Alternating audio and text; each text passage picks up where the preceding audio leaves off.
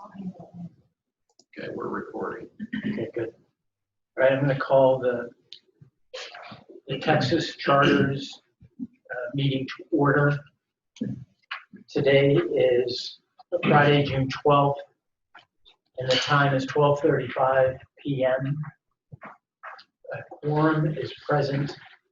All board members are present in the room, with the exception of Lance Losi and Marvin Reynolds, who are available via Zoom.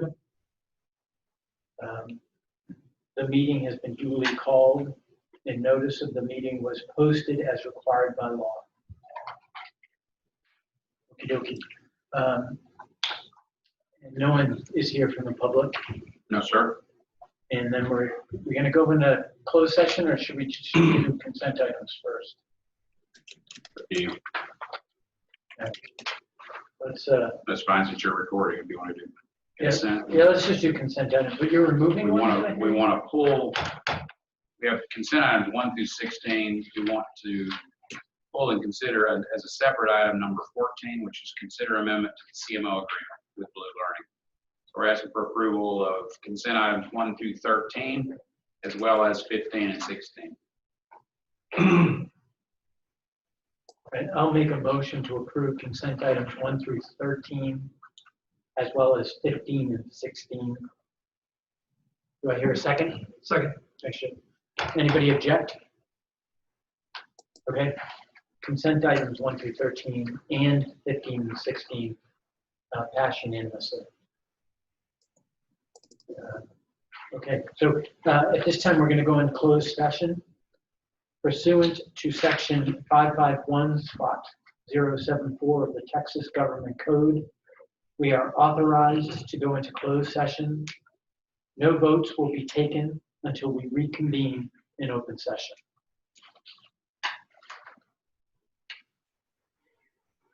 Okay, we're coming back in from closed session, and we're going to have a vote.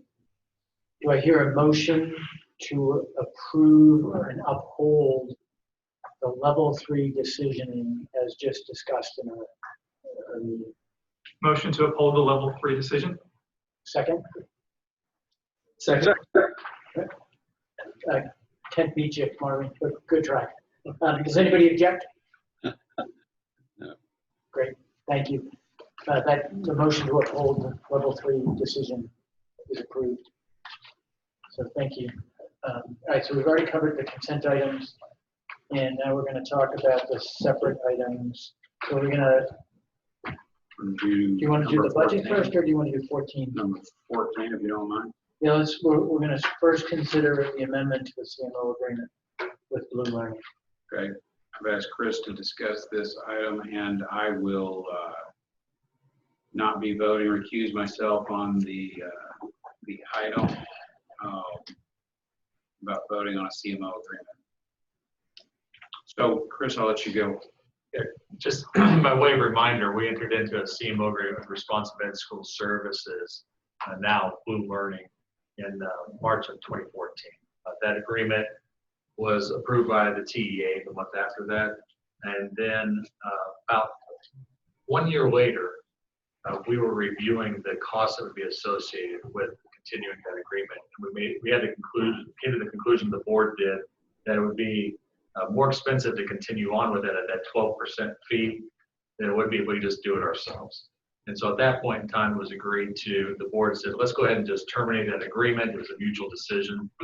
Now, as we continue to go forward these next 5 years, we're recommending that we reinstate that, but taking the board's concerns into consideration, reducing the fee from 12% to 8.5%, and then just extending the term until 2030 from 2023.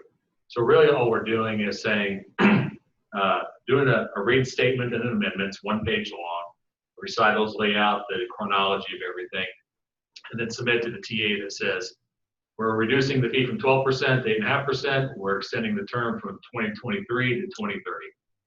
And that is it. Well, I'm happy to answer any questions you guys have regarding the agreement.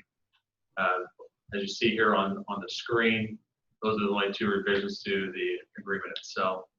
The rest of it's really laying out the timeline, the recitals. You want to get this out the door today, or was that the goal? Yeah, yes, we have, this is a non-expansion amendment. And so we have, if this were to be approved, we have the non-expansion amendment form completed, and then the applicable attachments, which this would be one of them.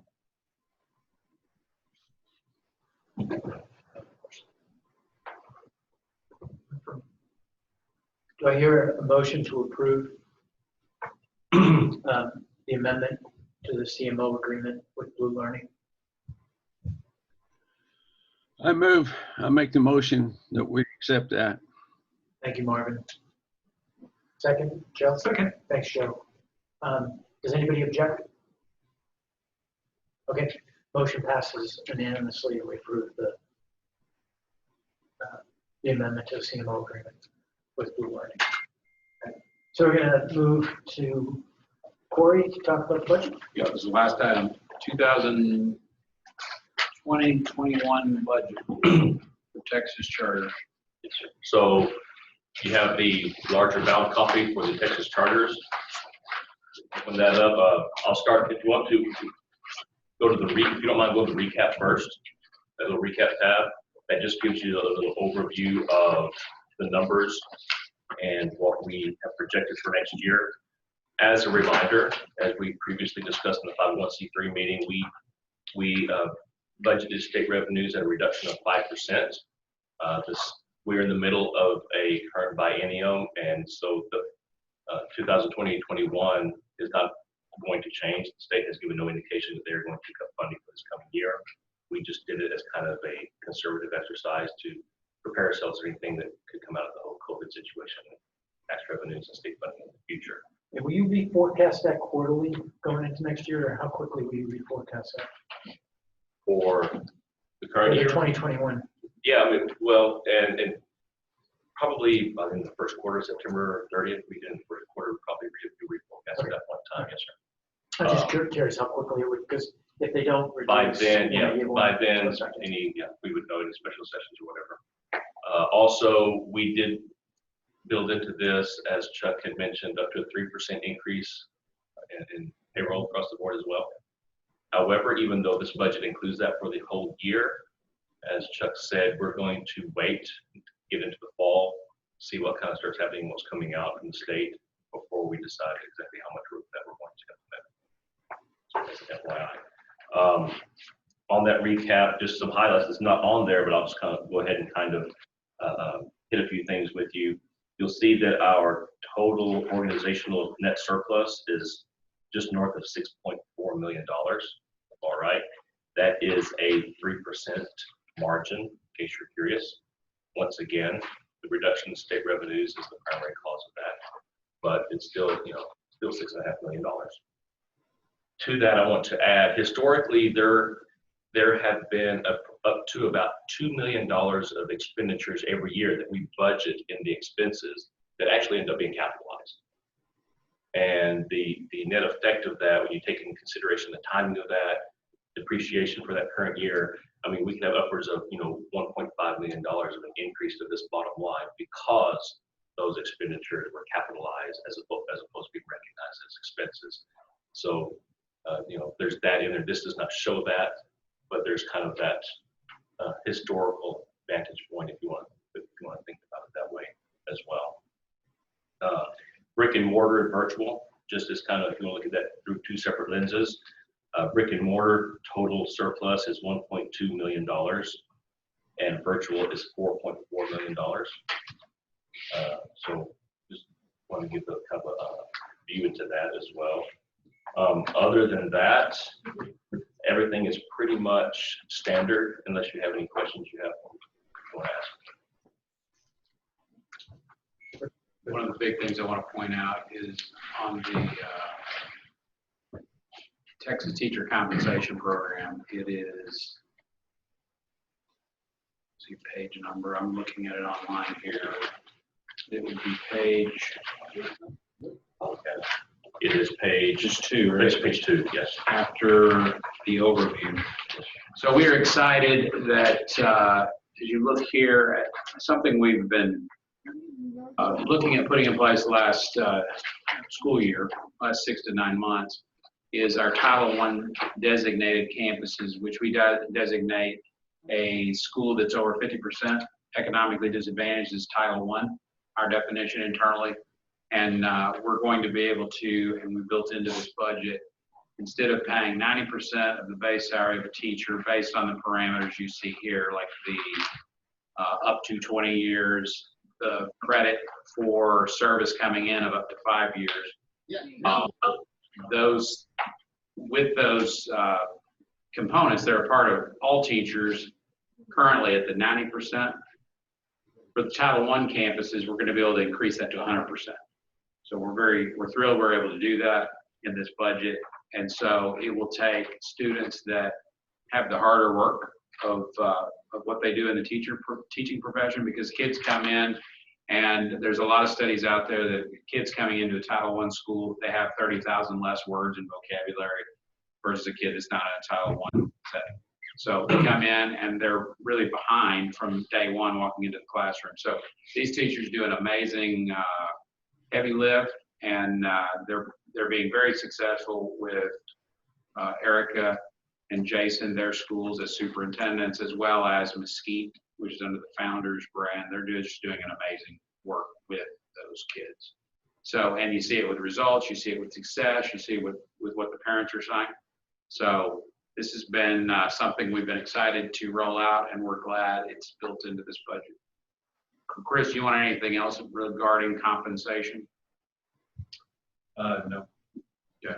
And you see here, you see what we've been doing.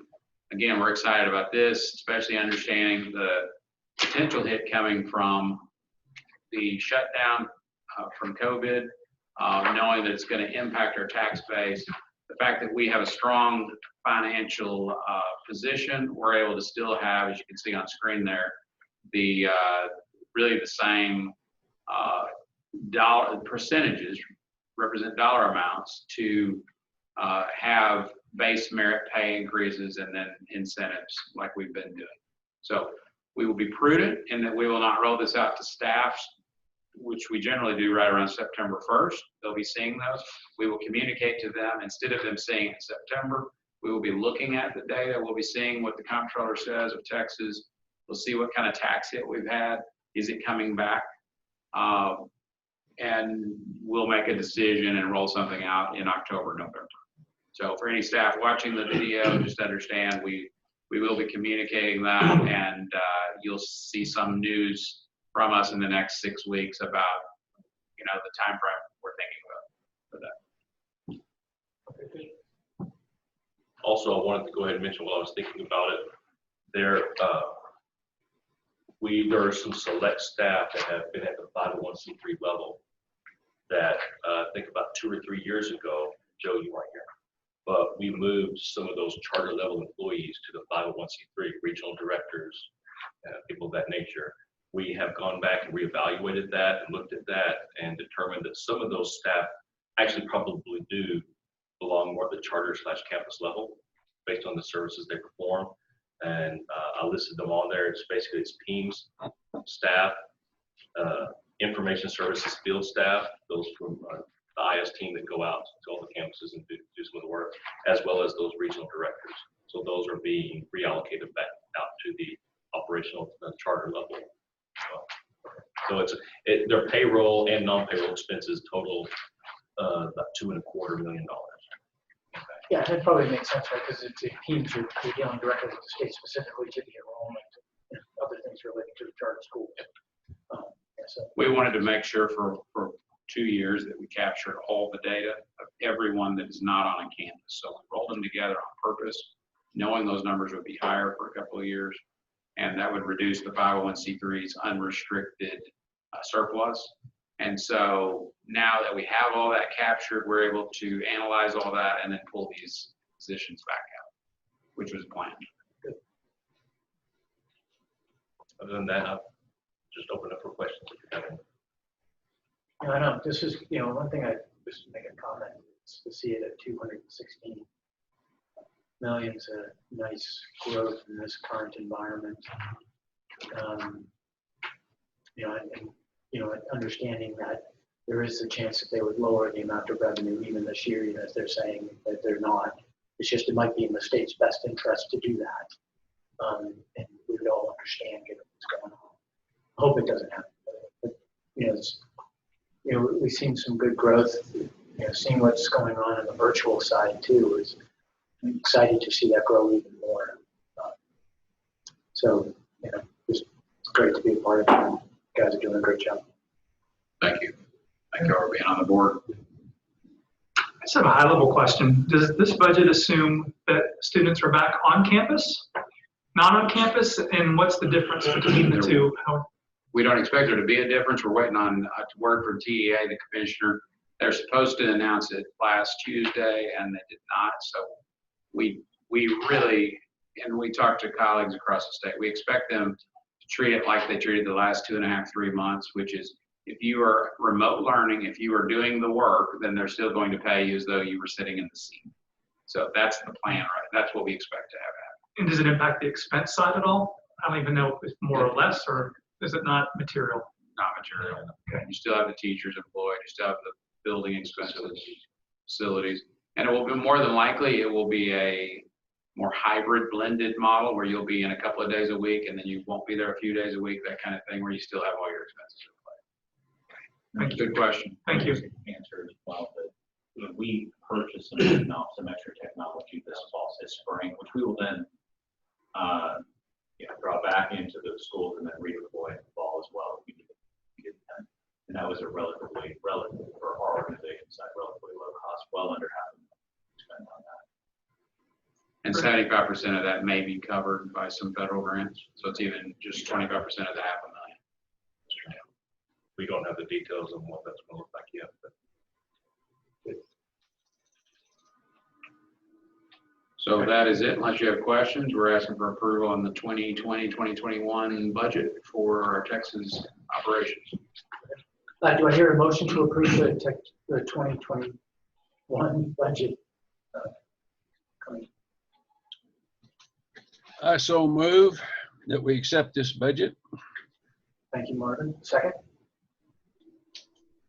Second. Okay, thanks, Joe. Thank you. Quiet group.